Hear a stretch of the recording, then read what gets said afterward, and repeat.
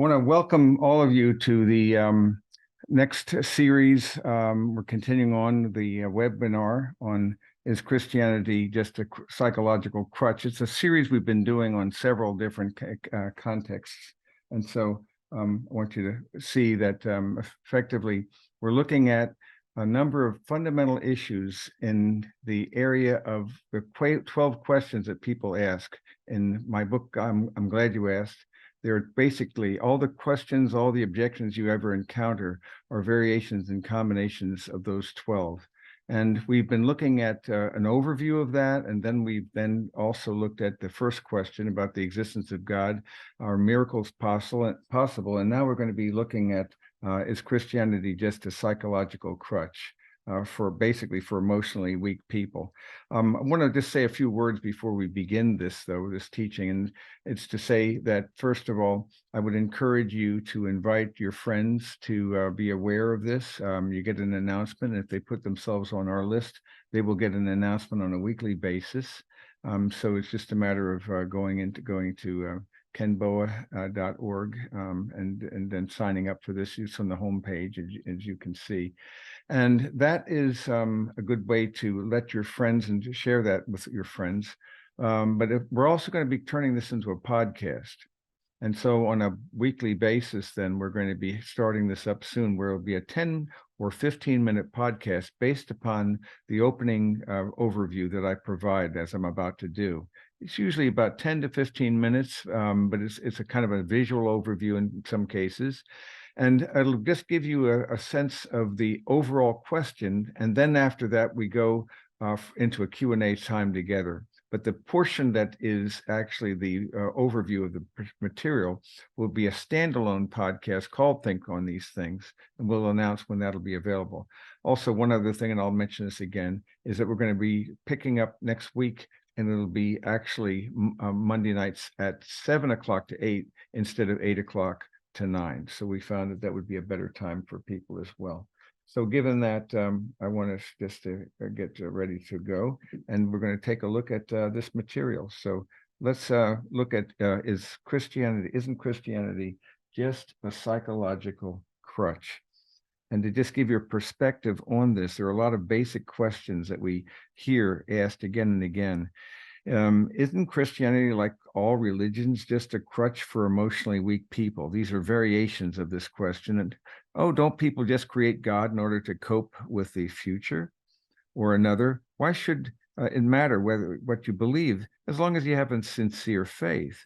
Or if you were raised to believe in God, can you ever deny that preconditioning? That's a common question.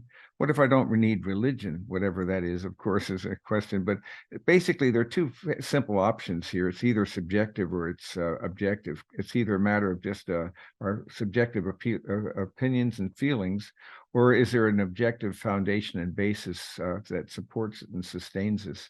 And so there are, in fact, some understandings of what psychological means that we want to understand. It has been defined as existing in the mind, or perhaps reality as it is perceived. And if an experience is merely psychological, then it must be totally subjective without any objective data to substantiate a conclusion. So this is the idea that we're looking at here. So either Christianity is a subjective experience, or it is an experience that has an objective basis.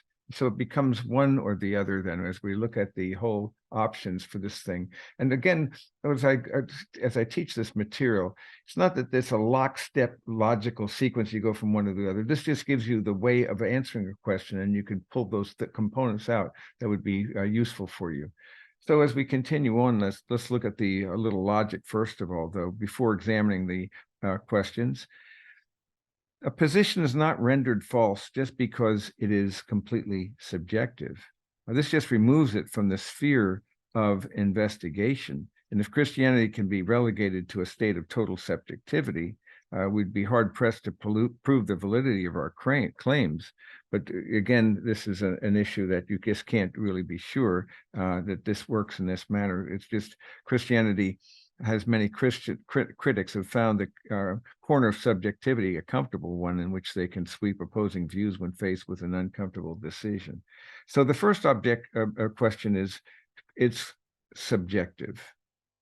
It assumes, first of all, the presence of a problem or need, and as a crutch, it assumes the supply of aid or assistance. And there have been many major skeptics of religion, such as Sartre or Russell or Marx and Freud, who have portrayed religion as something for the emotionally weak, for those who can't cope with the future on their own. We know that Marx saw the problem as economic. Religion is the carrot on a stick used by the upper classes to keep the lower classes from revolting. The masses were kept in tow with the promise of a better existence in the next life if they persevered now. And Freud and others would relate religion to the fear that comes from contending with natural forces. And according to Freud, man invented God to help him deal with the dangers and unknowns of life. Now that man is more sophisticated and less superstitious, there's little need for God. And here's the point we should all agree. Religion can be a crutch. Some highly emotionally weak people can seek religion because they're too insecure to face the future on their own. That can be so. They may invent their own gods to assist them through life's burdens and woes. And Christianity is often portrayed in this way, caricatured by the media as an escape mechanism for emotionally needy people. The fact that religion can be a crutch doesn't mean that it always has to be so. So there are these issues of preconditioning. Another objection is beliefs and emotions determine truth. And third, that experience determines truth. So let's take a look at those. Preconditioning as the first one. So this objection is the statement that is to try to invalidate the believer's claim to be objective by stating that Christians were preconditioned to believe in Christ by their family and their culture. But that makes two false assumptions. First, that all Christians were raised in a Christian environment.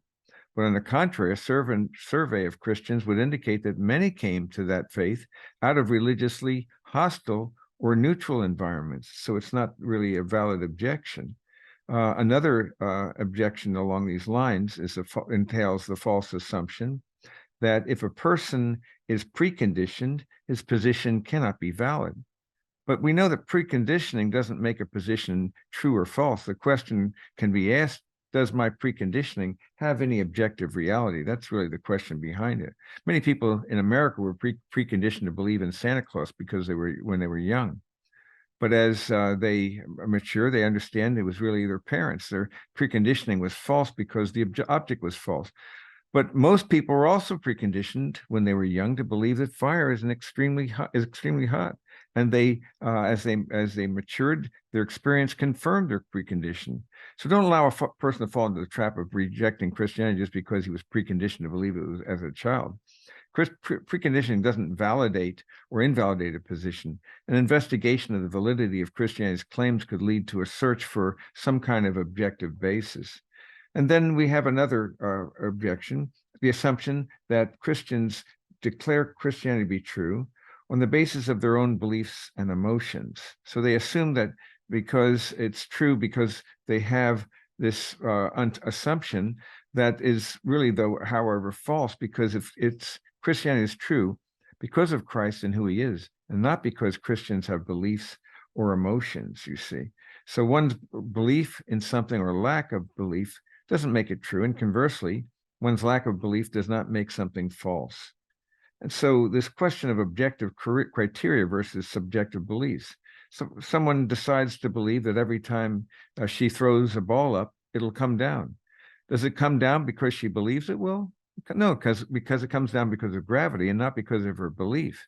But suppose another person no longer believed that the law of gravity existed for them. Can we encourage that person to leap from the tallest building in town? So of course, that's the problem, is the law of gravity is valid on the basis of its own criteria. And it's objectivity. It's not a question of belief or lack of belief. But here's a different way of looking at it. take the example, a case of a patient with a deadly bacterial infection. When this patient gets a dose of morphine, the symptoms of their disease are erased because of the numbing effects of the drug. She believes she's cured, but believing she's cured and believing being cured are the same thing. So now instead of the morphine, you see the pills. Suppose the person is given penicillin instead. She still has her pain while being cured, and thus believes that the medicine's having no effect. But her lack of belief does not alter the reality of her cure. So we have to remember that one's belief is only as valid as the object in which it's placed. And the Christian does not attempt to validate Christianity on the basis of subjective beliefs and emotions. Instead, there are objective criteria concerning Christ. Third, experience does not determine truth. And the third objection then is to demonstrate that Christianity is neither subjective nor objective. Again, Christianities have sought to prove the truth of Christianity on the basis of their own experience. And an individual's personal experience can verify truth, but it will not prove it. So an IQ test would affirm that a person was a genius, but if they were one, but it wouldn't make him a genius. The test might confer it and confirm it. The blind person may never have seen a sunset, but you can't conclude from that sunsets don't exist. So we have to conclude then that the question is there any objective validity to my preconditioning? So a belief or an experience doesn't actually prove a position, nor does a lack of belief or experience disprove that position. I should also mention, is there any objection of evidence behind it? And there's a psychology of atheism that's very critical for us to see, because the tables can be turned. Effectively, the atheist eliminates God so that his own fear of having to face such a being can be reduced. That's another way of pointing at it. In this case, it would be a psychology of alleviating guilt, and it would eliminate accountability as well, because then you wouldn't really have that idea, which is actually portrayed in Romans chapter 1, verses 18 to 32. The text that I'm thinking about here has to do with the idea of spiritual darkness, and they chose not to believe it, even though it was evident to them and evident within them, which led to an intellectual distortion, and that led to a moral decadence. And so that's a very different picture of what we're looking at here. We're looking at now this idea that we need to have some kind of sense of meaning or purpose in life. And so we have to have an objective sense. It's not a matter of seeking meaning. It's a matter of how do we find it? And faith is only as good as the object in which it's placed. So you imagine a person that's on a frozen lake. There are two men hiking. They're in Colorado in January, and dusk comes upon them quickly, and their only hope is getting back to the lodge before dark would be to cut across the lake. So one of them was afraid that the ice would not support him, and he hesitated, and his friend reminded him that it was the middle of January. The ice had to be at least several feet thick. No reason to worry. The frightened man had little faith, and he inched his way back to the lodge. The ice supported him, but his faith was small, and the object was strong. And then later that year, the same men then were in the same opportunity, but this time the second one had great faith, but it was not well founded, because by that time of year the ice was thin, and so the faith was much stronger than the second time, but the object of the faith was not there. So it really illustrates something that is really critical for all of our beliefs, that belief is universal. Everyone lives by faith. The second point, though, is that faith is only as good as the object in which it's placed, which brings us now to our next thought, that Christianity is, in fact, objective, and that while probing for objective reality, we look at the person of work of Christ, and we consider there's material we had on the existence of God where we discuss this, and in our quest for legal and historical proof, we turn to the object of Christianity to examine the person and work of Christ. And it's the resurrection. It's the jugular vein. If it's true, so is Christianity. So that's really what it comes down to. Did it really happen? Which brings us to the resurrection of Christ and to the claims that he has made. And so at this point here, we're looking at the object of faith is actually established as something that is sound, that's well placed. And again, we're going to discuss the resurrection after a while when we talked about it with miracles. We're going to be discussing the resurrection issue as well later on as a separate issue. I want to really build a strong case for that. Again, all this content can be found in, I'm glad you asked, but this is just a visual or portrayal of it. So everyone has a need for it. It's really not a psychological crutch. We all have a need, whether we acknowledge it or not. When he said, I'm the way, the truth, and the life, that no one comes to the Father except through me, then if it's true, then we all have that same need for Christ, whether we feel it or not. And so at the end of the day, it's not a crutch, but a cure. Because our real need and problem is sin, which resulted in death, and that death led to separation from God. And that's the message, of course, is the gospel. And the gospel has to begin with the bad news first, that we cannot cure ourselves. And that Christ is offering not a crutch, but a complete cure. He gives us a cure in substituting his life for us. So he pays for the price that we could not ourselves completely afford to pay for. We couldn't do anything, but rather he dies on our behalf, underwrites the cost of our salvation, and makes it true for us as well. Because you see, if it's not true because I've experienced it, but it's true, and my experience confirms it. And that's a huge difference we should understand. So it works because it is true. Experience plays a very supportive role, I think, in substantiating the validity of Christianity. But Christianity is objective, and the resurrection proofs, it's based on a solid foundation of objectivity rather than a shifting foundation of subjectivity. That it's not rejected because it has been examined and found wanting for objective truth. It's often rejected because it hasn't been examined at all. So if you're talking with an unbeliever, this is, of course, the time to speak about the option of the gospel, the explanation of the gospel, his claims to and his solution to our fundamental problems, and his worthiness, that makes all the difference in the world. Joyously giving thanks to the Father who has qualified us to share in the inheritance of the saints in light. And may that be true for you as well. Amen.